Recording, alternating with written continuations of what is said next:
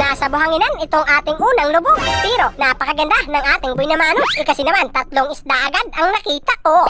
Kaya naman panigurado may libreng pang-ulam na agad tayo. Patay kang buhangin ka.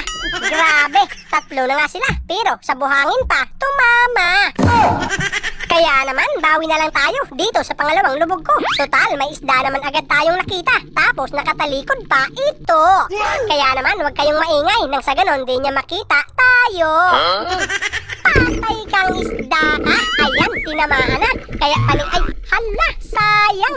Tinamaan na sana, pero nakatakas naman siya. Nako, para yatang hindi maganda ang pangyayari nitong ating pamamana. Pero mabuti na lang at nahabol pa rin natin itong isda na nakawala. Kaya naman ngayon humanda ka dahil sisiguraduhin ko na talaga na makakahigop ako ng sabaw na malasa. Patay kang isda ka.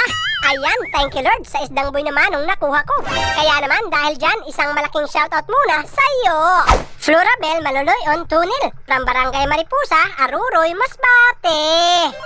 Tapos, eto pa, at napakarami sana nitong aking nakita.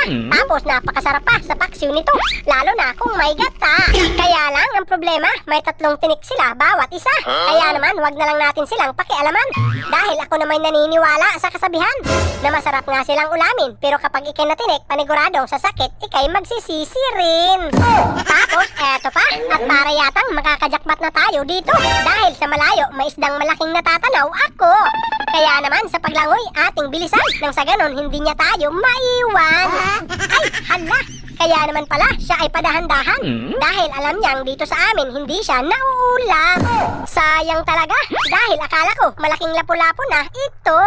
Pero parang nawawmali niya tayo dahil napakalaking butiti pala nito.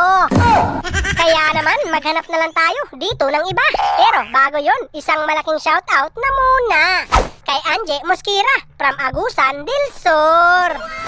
Tapos, eto na, at para yatang ako ay may nakikita. Kaya naman, lapitan natin siya nang sa ganon talagang ating makita.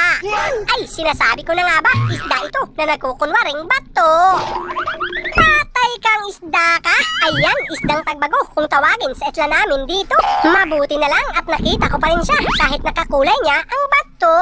Kaya naman, maganda rin talaga ang ulam na kalabasa dahil pangpalinaw ito ng mata.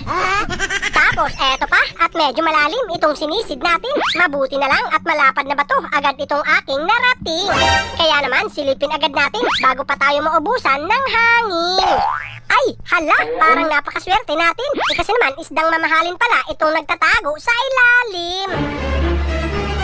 Patay kang isda ka. Ayan, napakalaki na pala. Kaya naman, panigurado, jackpot tayo dito. Tapos, alam nyo ba, napakasarap nito sa tinula. Kaya lang ang problema, kinakailangan ko ng pangbenta.